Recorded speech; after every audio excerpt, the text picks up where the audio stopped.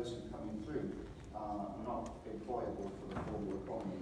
So expectations of jobs are risen by higher education, but then the lack of delivery of jobs creates problems. One of the more alarming things that we're seeing is growing protests and unhappiness, particularly in urban areas. That's a trend that we've seen over the last couple of years, and some of that is vanguarded by youth, and the analysis that's beginning to come out show that many of that youth have actually been to higher education establishments. So this is a key and urgent issue. This event is also to celebrate what progress has been made. I can't think of a more important celebration than marking the 70th anniversary of the University of Ibadan in Nigeria. That is a truly historic moment to reflect on the state of higher education and demographic growth in Africa. Ibadan is one of the leading universities in Africa. It has been path setting for the last 70 years. I myself am a fractional lecturer at one British university, and the connections with Ibadan are strong and continue. It is a priority partnership that my colleagues enjoy. So we have two speakers here.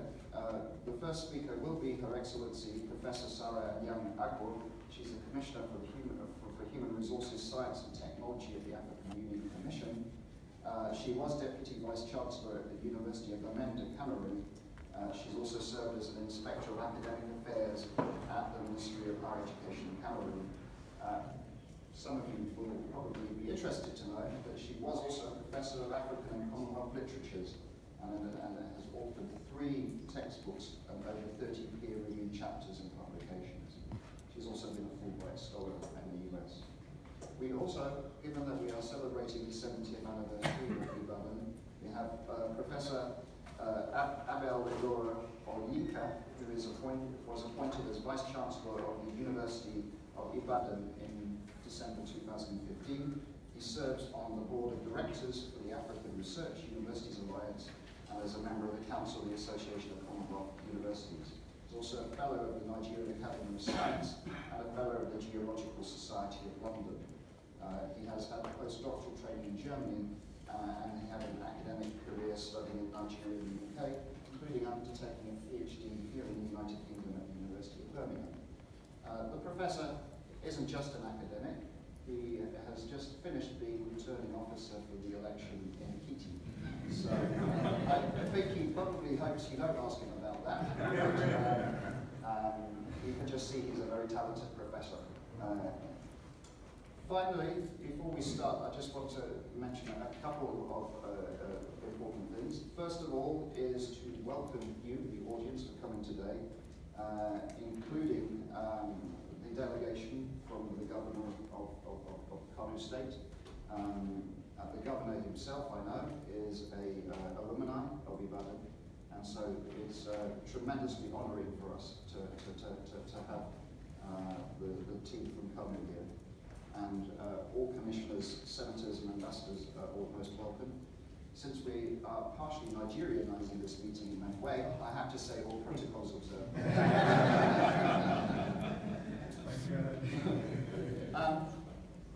Please, I did hear one phone, just put your phone on silent. We can't stop you, continuing to monitor the world outside, but just put it on silent. And just to remind everybody again, including those who are joining us on live streaming, that this is fully on the record. Not only that, if you want to comment or send us questions for the audience, you can use the hashtag CHAfrica, CH_Africa. So with no more ado, I'm going to invite Her Excellency Professor Sarah, who is the Commissioner for Human Resources, Science and Technology of the African Union Commission, to start the discussion on higher education and demographic growth in Africa. Welcome, Commissioner. Thank you very much for coming. Thank you very much.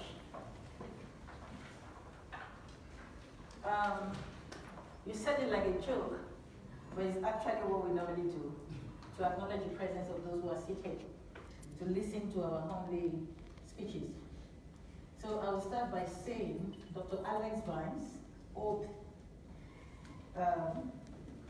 Professor Abel Olayinka, the Vice Chancellor of the university that we recognize as primus, as nodus secundus, primus inter pares. I'm a UIT. So I'm first degree, master's, PhD, I went to UI. And so UI is formed me and mentored me. So I'm humbled to be in the presence of my Vice Chancellor. And I don't know if my supervisor is in the hall, Professor Adewale Da Silva. I acknowledge him because normally we have to acknowledge those who taught us. And of course, to the delegation from Kano State, I want to say, is it Jampandu or Inafana, etc.? And to the distinguished guests here seated in your various ranks and files, I humbly acknowledge you. And all protocols, like you said, were duly observed. The theme or the topic we are going to discuss today is of great interest to me. First, as somebody who is a lecturer at the university and who has been inspector of academic affairs at the Ministry of Higher Education in Cameroon, and having also been the Deputy Vice Chancellor, the question is higher education in Africa and demographic growth, the future of education in the world's youngest continent. Distinguished ladies and gentlemen, it is my great pleasure to make a speech for this important panel at Chatham House, which is a globally renowned center for discussion of international affairs. I sincerely thank the organizers for these invitations. Please accept greetings from the chairperson of the African Union Commission, His Excellency Dr. Musa Faki Mohammed, who extends greetings of peace, solidarity, and goodwill. And I'm proud to know that he has also been in this house to have discussed as a speaker. With 200 million people aged between 15 and 24, Africa has the youngest population in the world. The current trend indicates that this population will double by 2050.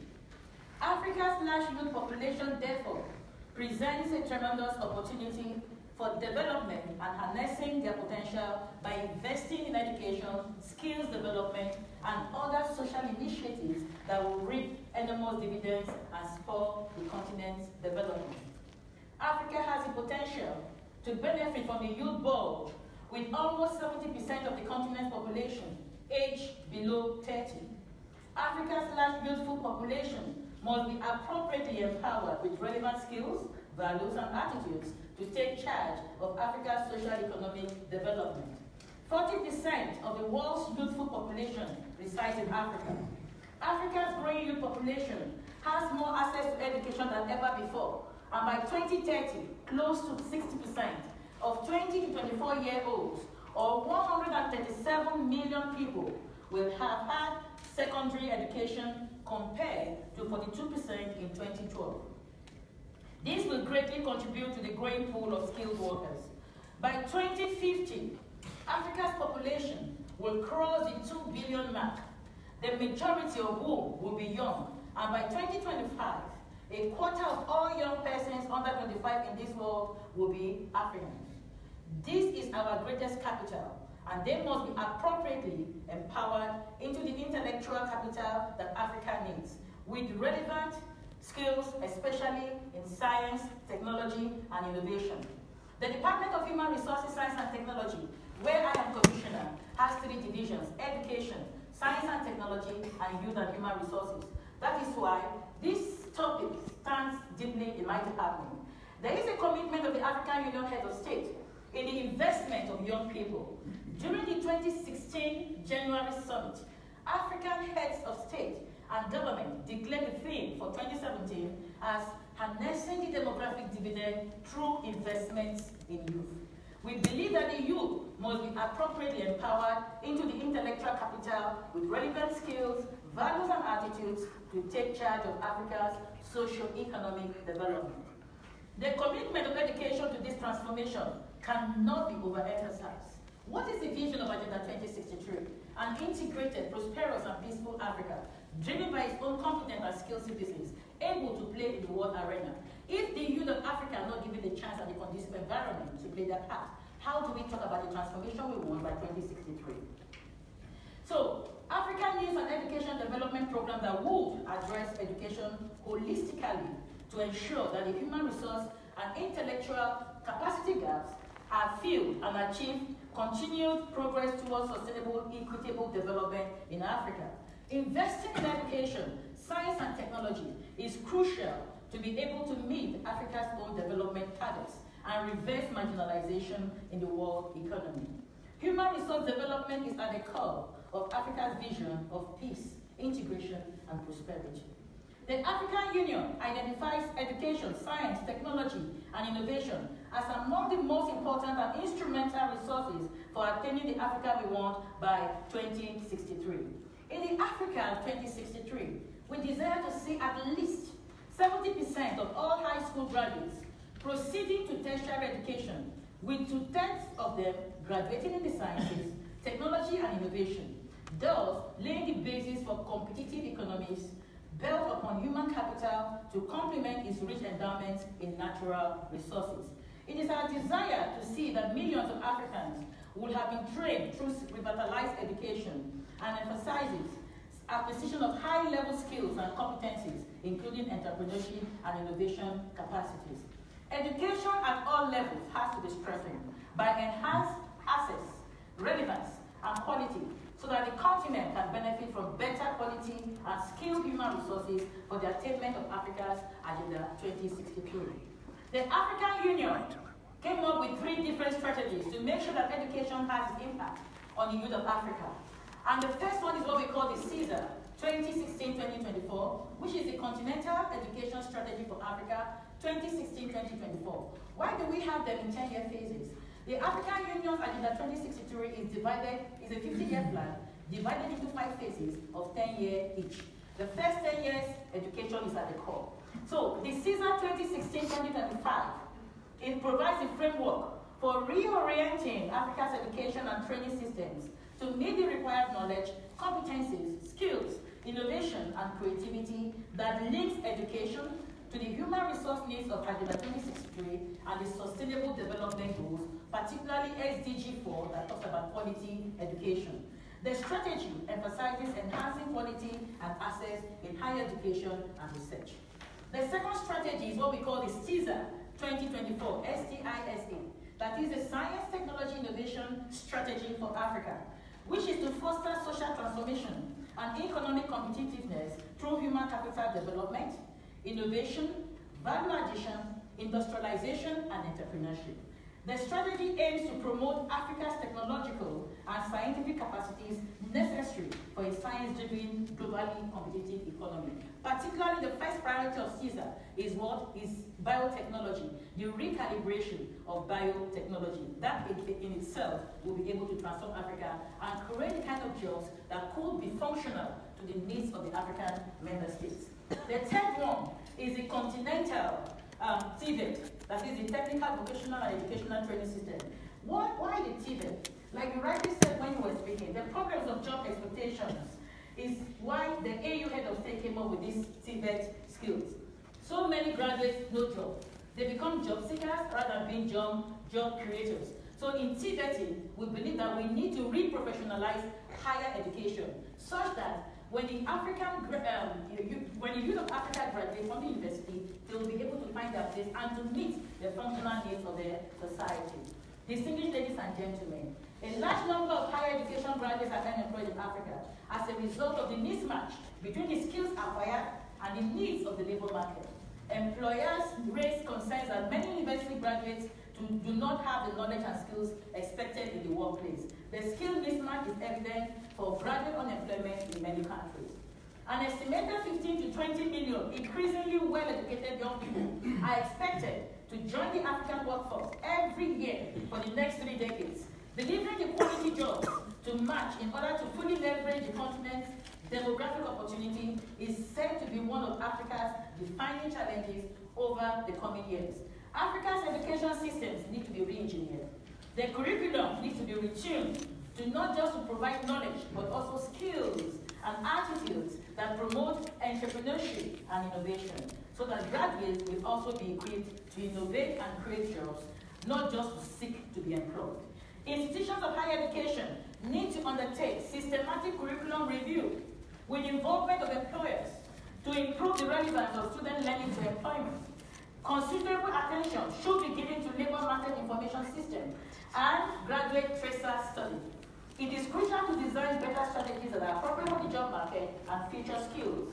Emerging jobs around the world, including in Africa, are becoming more intensive in their use of digital technologies. STEM and ICT skills are therefore critical to the continent's future development. Building Africa's higher education and research capacity is a top priority on the African Development Agenda, as it is a core imperative for producing the required human resource and the generation of relevant knowledge.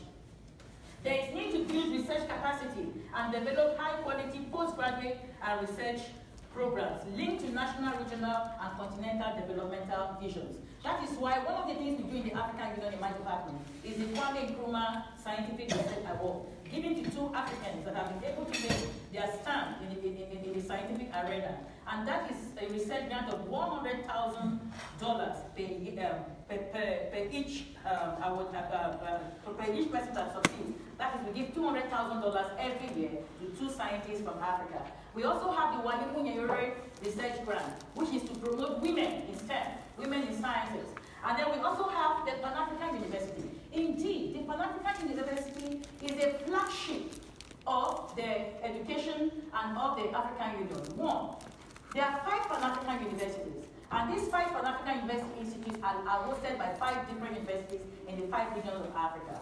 They are the Pan-African University for Life Sciences, Health and Agriculture, hosted by the University of Ibadan, representing West Africa, the Pan-African University for Governance, Humanities and Social Sciences, hosted by the University of Yaoundé to Cameroon, representing Central Africa, the Pan-African University for Water and Energy, including Climate Change, hosted by the University of Clemson in Algeria, representing North Africa, and of course the Pan-African University for Basic Sciences and Technology, hosted by the Jomo Kenyatta Technology University in Kenya, representing East Africa. The last one is the Pan-African University Institute for Space Sciences, which is supposed to start this year and is hosted by in South Africa.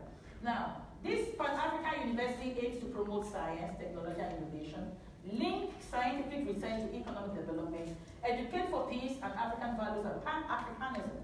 The Pan-African University seeks to contribute to making African higher education attractive, globally competitive, and relevant to African needs and aspirations. And all students are sponsored master's level and PhD level by the African member states.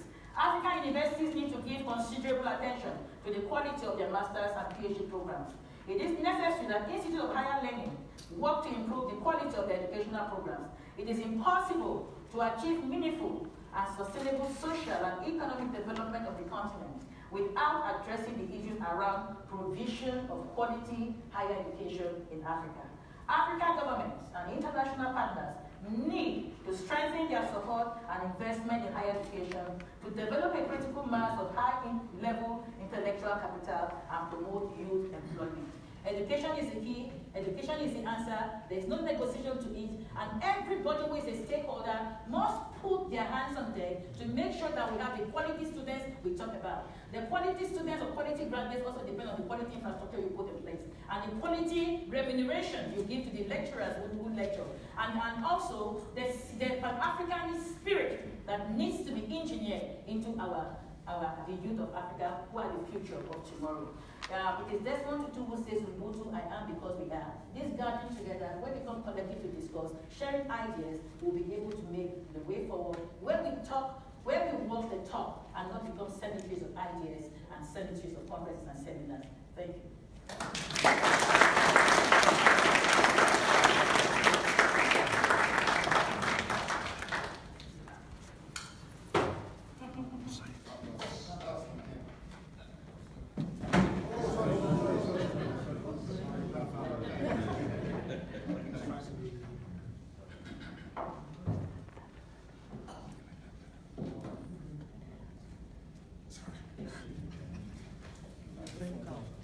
So, Her Excellency, Professor Sarah Anyong-Agbor, Commissioner for Human Resources, Science and Technology of the African Union Commission, thank you very much for starting this discussion. Our next speaker will be Professor Abel Olayinka, the Vice Chancellor of the University of Ibadan. Congratulations on 70 years. I hope that the next 70 years will be even more impressive. And I look forward to hearing your presentation. Please come on.